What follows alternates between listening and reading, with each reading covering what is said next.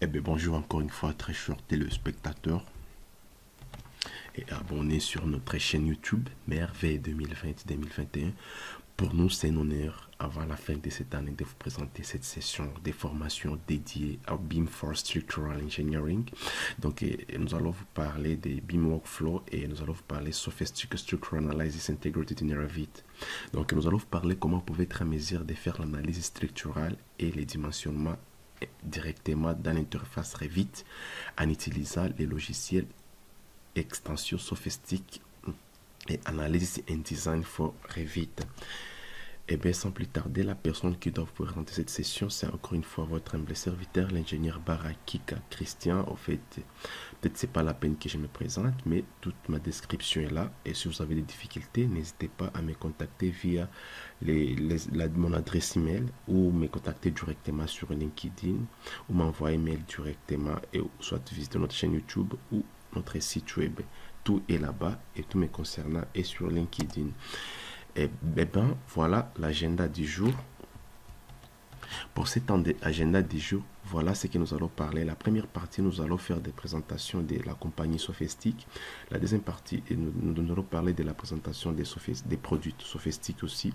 Nous allons vous parler de la collaboration entre la compagnie Sophistic et Revit pour ce qui est des logiciels et des extensions intégrées dans les logiciels Autodesk que Sophistic développe et leur utilité. On va vous parler des Sophistic Analysis Design for Revit qui va être l'objet de cette session. Et puis après, nous allons vous parler des avantages et les fonctions supplémentaires de ces plugins. La deuxième partie maintenant, c'est là où nous allons faire des démonstrations. Là, je vais vous démontrer maintenant comment vous pouvez appliquer des charges, comment vérifier les dimensionnements, l'analyse des structures, ainsi de suite. Nous allons aussi vous parler de l'analyse dynamique d'un pont.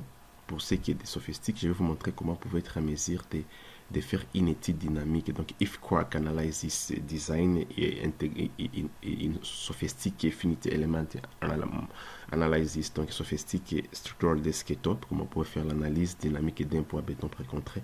Je vais vous parler aussi pour ce qui est des sophistiques pour cette première présentation. Donc la première série de vidéos, je vous parlerai aussi du plugin Sophistic Bridge Infrastructure for Revit et pour la génération automatique BIM des ponts directement dans Revit.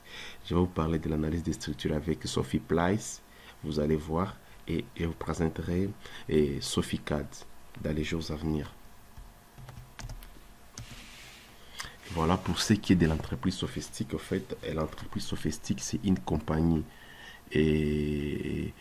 Allemagne, une compagnie allemande qui est spécialisée dans la conception des logiciels d'ingénierie dans les domaines des structures. Et ils sont beaucoup plus dans les domaines des structures et ouvrages d'art. Donc, la compagnie a été fondée en 1987 et à l'Université Polytechnique de Munich, dont son siège social est à Nuremberg en Allemagne. Cette compagnie possède plus de 70 employés avec plus de 30 partenaires à travers le monde et plus de 6000 revendeurs. Et c'est un auditeur des logiciels d'éléments finis, des logiciels BIM et des CAD pour l'ingénierie. Donc, il est là seulement, il n'est pas dans le domaine des bâtiments, mais ils sont dans le domaine des ponts, ils sont dans le domaine des constructions industrielles et métalliques, ils sont dans le domaine des tunnels et la géotechnique. Ils produisent tous ces outils et même des structures modulaires, comme tu vois là, le bâtiment, les ponts, le pied, les sols, structures, tunnels, les structures membranaires, donc les coques, l'analyse, les structures et ces structures de recevoir des charges dynamiques et bien d'autres. La géotechnique et les BIM aussi, ils sont là-bas. C'est ce qui fait faire l'objet de cette session aujourd'hui.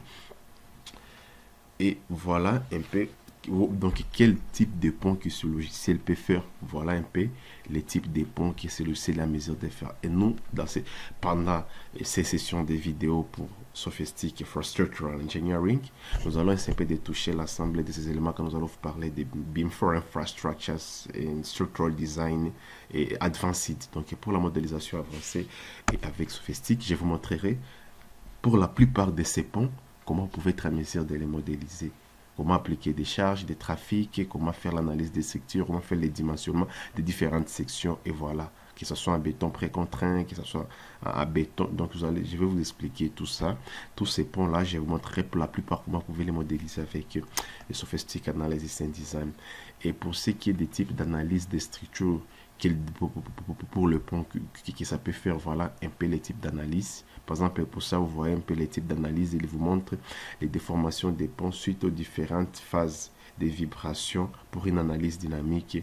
Donc, les ponts présentent certains comportements d'efflamement, certains comportements de flexion latérale, certains comportements de torsion, et voilà, parmi les types de comportements que ces ponts peuvent présenter pendant les différentes phases, les différents modes de vibrations, de déformations suite à une charge dynamique. Ça peut être les vents, ça peut être le séisme ou les tremblements de terre. Et l'analyse dynamique est pour un point très important. Je vous en parlerai dans les jours à venir. Pourquoi? Vous vous souvenez de l'histoire de Tacoma Bridge? Et moi, je vais vous parler pourquoi l'analyse dynamique pendant la manipulation, quand je vais toucher ces points. Et voilà. Et pour ce qui est maintenant de notre sujet, et voilà, quand on parle Sophistic et Autodesk, quelle est la collaboration? C'est là. Donc, il y a SophiePlace. Donc, c'est SophiePlace, c'est un plugin. Donc, c'est un plugin qui vous permet directement dans l'interface AutoCAD de faire des modélisations des dalles, donc une modélisation 2D des structures, d'y appliquer des charges, de faire l'analyse et les dimensionnements.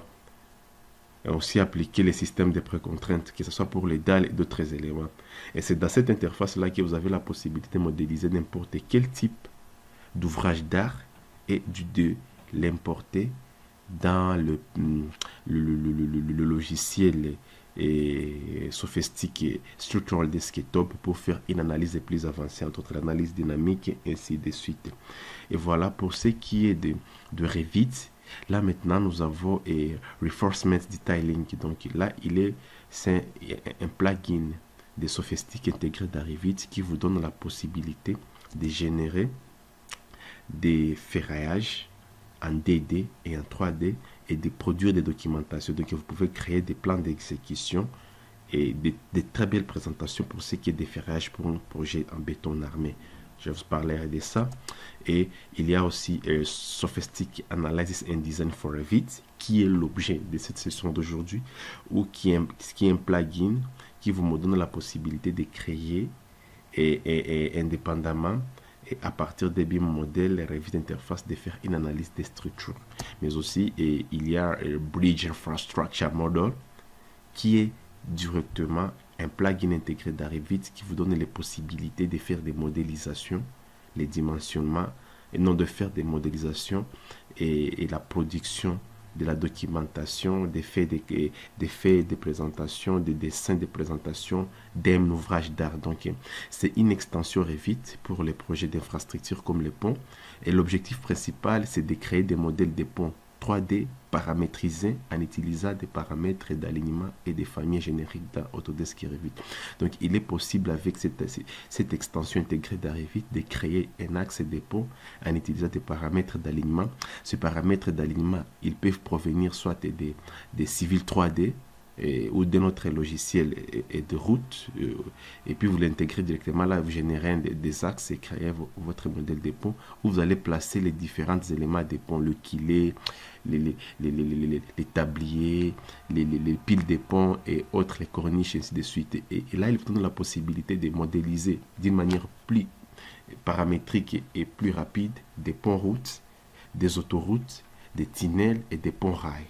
Et là, à différents matériaux, en béton armé, en béton, construction mixte acier-béton, mais aussi en béton précontraint, donc en y ajoutant les systèmes de précontraintes. Donc, comme vous allez voir là-bas, donc c'est un peu ça, vous créez des axes et vous pouvez les éditer, la superstructure, la sous-structure, et vous allez créer des dessins, la possibilité de créer des dessins et des présentations pour votre projet, des coupes, ainsi de suite. Tout ça sont créés automatiquement, vous n'avez plus besoin de les faire.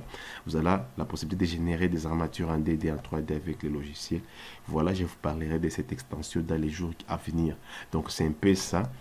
quand on parlait des Sophistic et Autodesk, c'est ces workflows, l'échange d'informations et entre les deux plugins.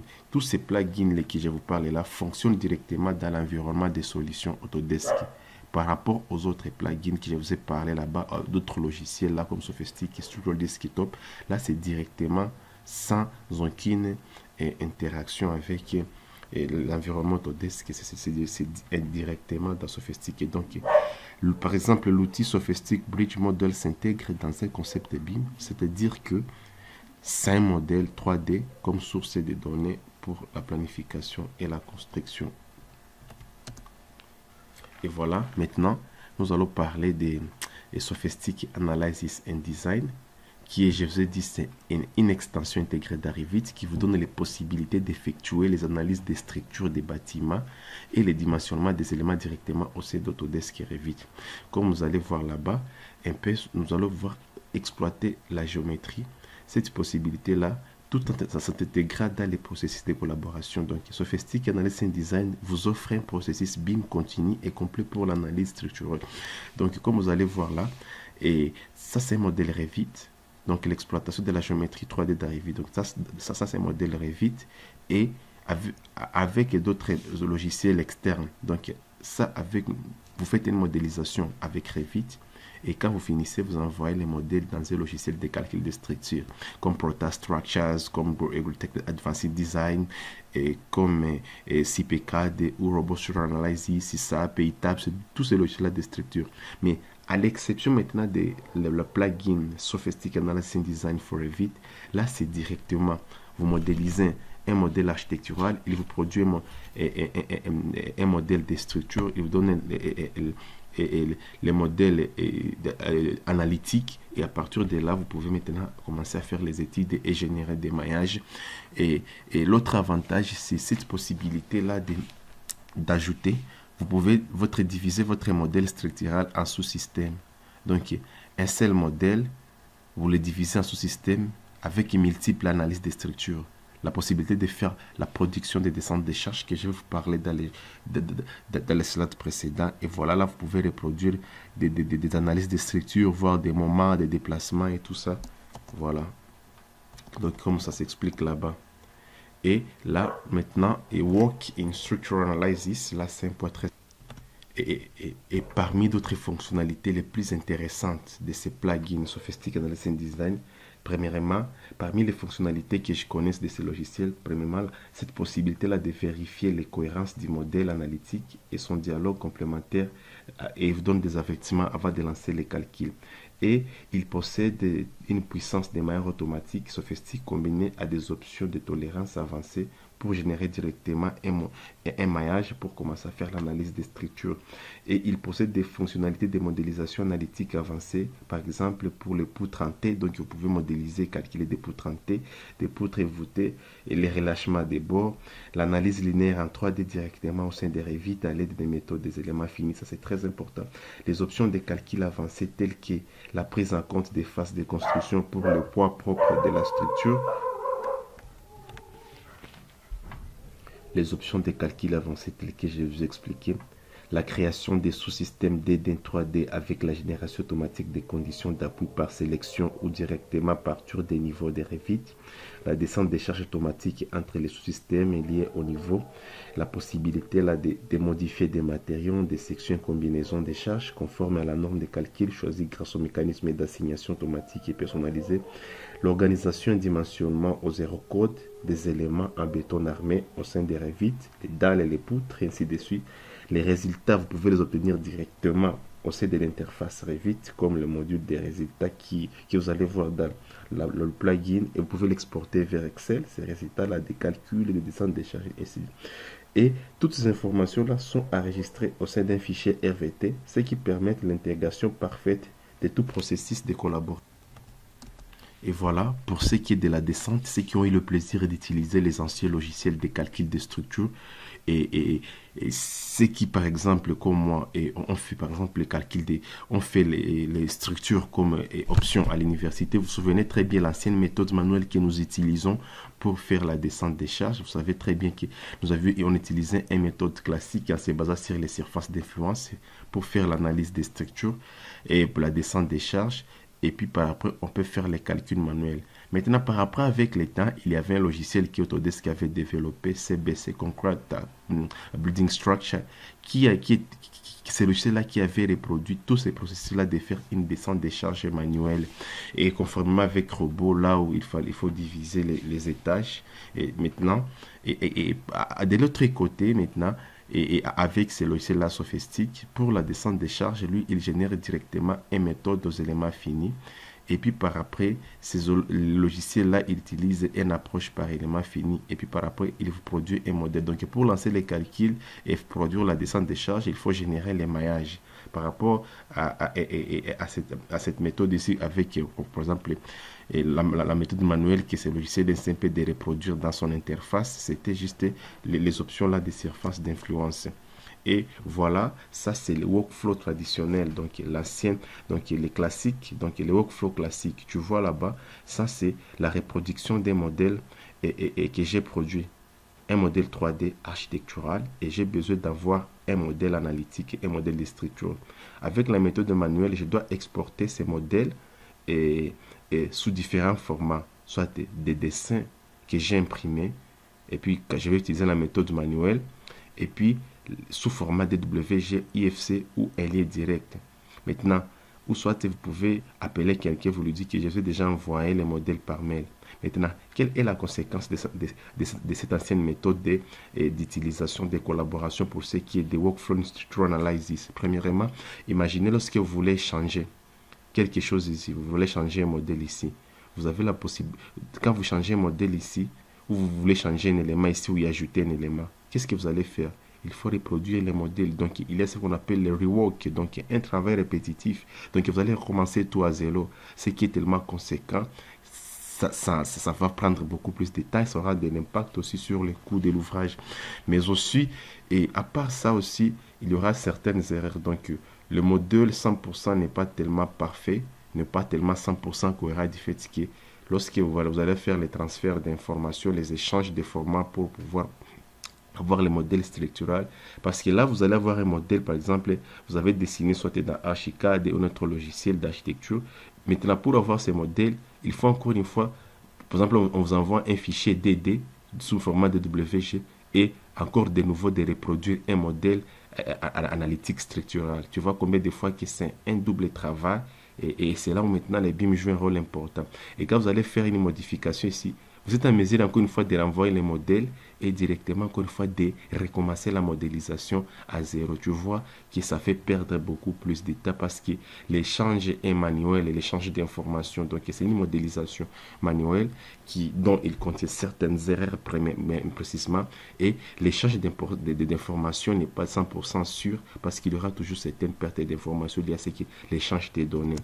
Maintenant, cet échange-là, parce que ces workflows-là, et que vous voyez là, ces workflows traditionnels, ils contredisent directement les concepts généraux de ce que nous appelons le Building Information Modeling, le concept général du BIM, parce que avec les BIM, l'objectif dans le domaine des structures, c'est avoir un seul modèle qui doit être une seule source d'informations et de vérité. C'est ça le concept de BIM.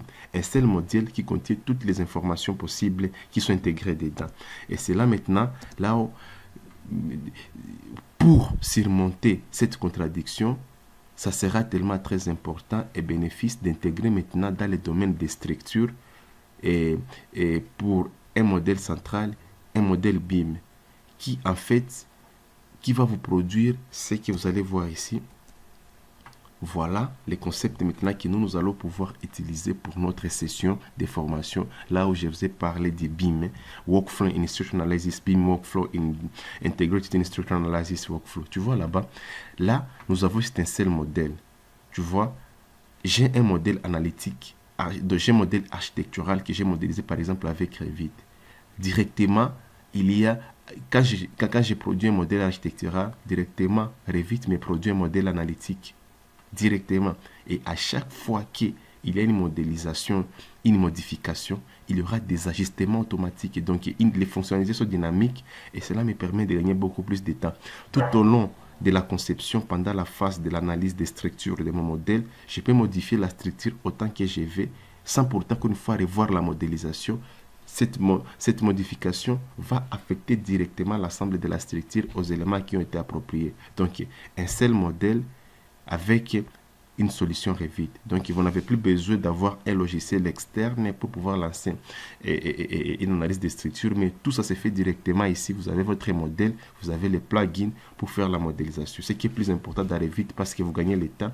Un seul modèle qui devient une seule source de vérité, d'information, parce que là, vous pouvez changer modèle autant que vous voulez. C'est le workflow bidirectionnel.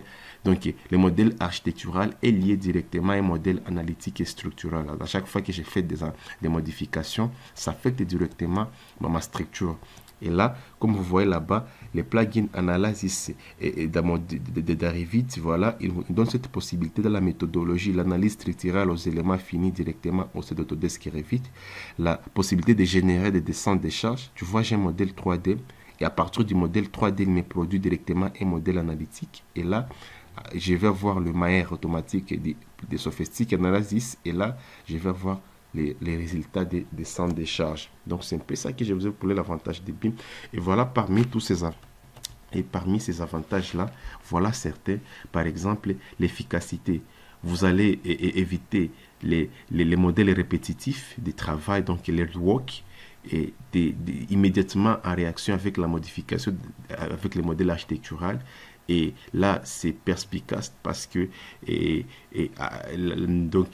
l'accès aux données, donc les résultats dans un modèle BIM, et vous pouvez combiner les modèles avec les résultats directement dans Revit, donc l'efficacité, donc vous évitez les synchronisations parallèles de stockage des données, la coordination d'analyse avec BIM modèle, la collaboration entre les différentes équipes multidisciplinaires. Donc, les BIM Workflow, vous pouvez utiliser BIM 360, vous pouvez utiliser notre logiciel, la collaboration avec le work sharing, le travail en équipe, l'organisation. Donc, vous avez la possibilité de diviser les modèles à sous-systèmes, à sous-modèles, et puis faites une analyse des structures séparément. Donc, vous pouvez faire une analyse séparée. Donc, vous pouvez isoler un modèle et vous faites un élément dans un modèle de structure et vous faites une analyse séparée directement. Ce qui est plus important et plus précis à ce qui est de l'efficacité des résultats des calculs. Donc, vous pouvez isoler juste une partie des structures et vous le faites une analyse des structures directement, cet élément-là, sans pourtant affecter l'ensemble de la structure.